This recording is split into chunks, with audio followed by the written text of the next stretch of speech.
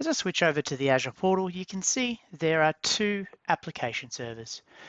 Application server 1 resides in the VNet of Corp 1 VNet.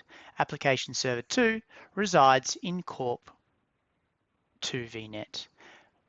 For the purposes of today's migration, what we're going to do is I'm going to perform a migration of application server 1 to VNet, application server 2 to VNet 1. Firstly, what I'm going to do is I'm going to stop the server from running. Before we make any changes, the machines need to be in a deallocated state.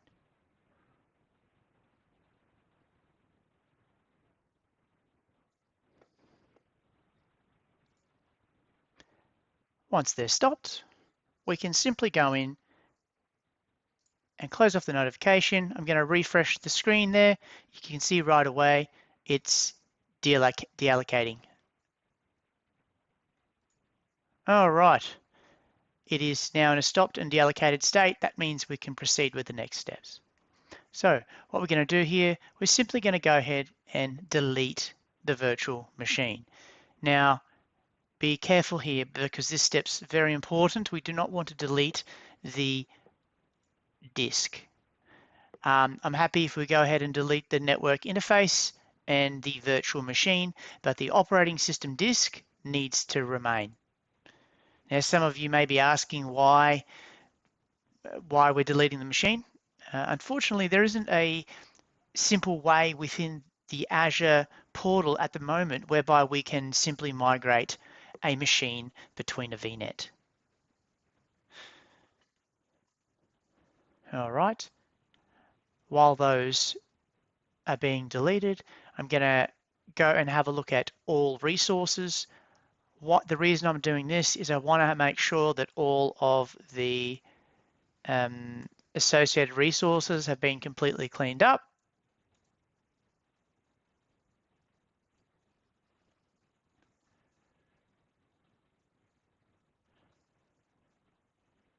All right, I can still see there is a network security group and a network interface card. I'm also going to get rid of them.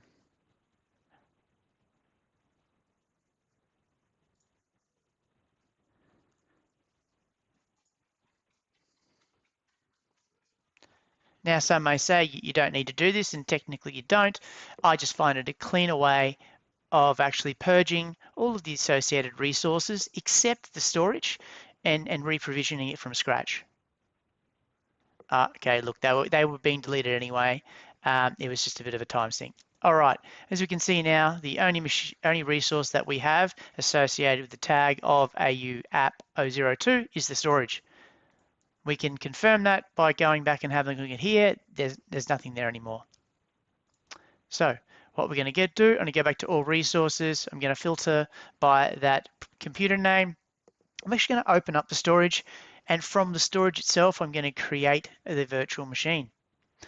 Now, remember before we said we wanted to move this machine to VNet 1, but what I want to do, I want to use the exact same name that we previously had for this. That way, it'll look like it hasn't been re-provisioned. Okay. Here we are, same name. The region is already predefined, as is the security model and the image, because that's all predefined within the existing storage. I'm going to have no firewall rules at this stage. It's a server. The storage itself, again, all predefined. Next. Now, this is the important one. Previously, it was Corp 2. This time, we're going to specify Corp 1. I'm going to specify the internal subnet, and in this instance, I'm not going to give it a public IP because I access all my machines through Bastion. Next. Here's where we can specify some other configuration. We can automatically shut the machine down in the patching regime. The next section, obviously, we can specify extensions. For the purposes of this test, I'm going to skip through that. And then when we go to review the machine, we can see right away the um, all the parameters of the virtual machine that we're going to provision. It's the same name, it's app02. It resides in the same region. It's building it off the image of the storage itself. I'm going to hit create.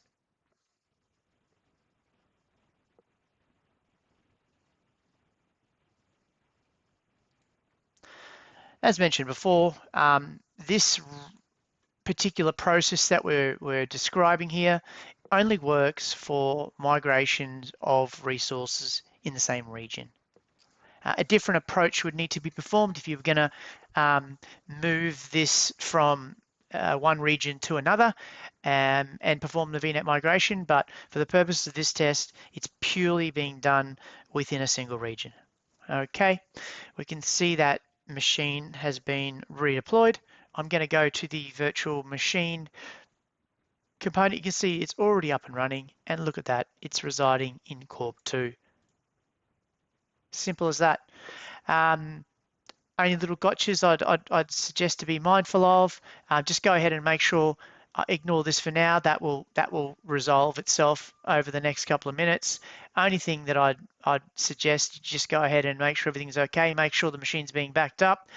Make sure that if you had any auto shutdown rules, they're put back in place. A lot of that configuration was stored within the virtual machine itself. And that's it, guys. All right. If you found this video helpful in any way, shape, or form, please hit the subscribe and like button to ensure you're notified of future videos on this channel. Thank you, and bye now.